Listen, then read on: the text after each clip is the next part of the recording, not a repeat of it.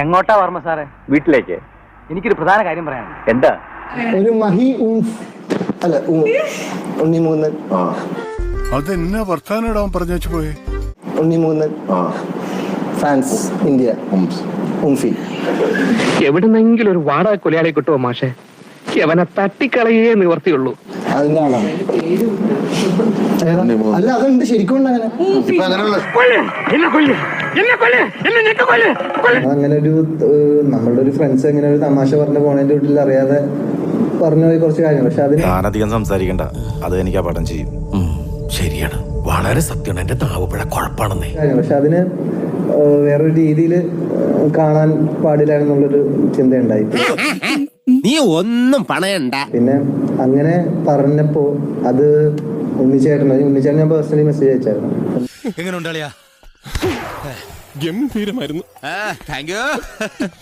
അങ്ങനെ ഒരു ഹേർട്ട് സംഭവിച്ചിട്ടുണ്ടെങ്കിൽ ഞാനത് പരസ്യമായിട്ട് മാപ്പ് ചോദിക്കണം. എന്തിനാണ് റോട്ടിൽ കൂടെ പോണേ എണിയൊക്കെ പിടിക്കണത്? നാട്ടുകാരെ കൊണ്ട് പറയിപ്പിക്കാൻ വേണ്ടിട്ട്. അങ്ങനെ ഒന്നും ഞാനും ആലോചിക്കാതിരുന്നില്ല. അപ്പൊ എല്ലാം പറഞ്ഞ പോലെ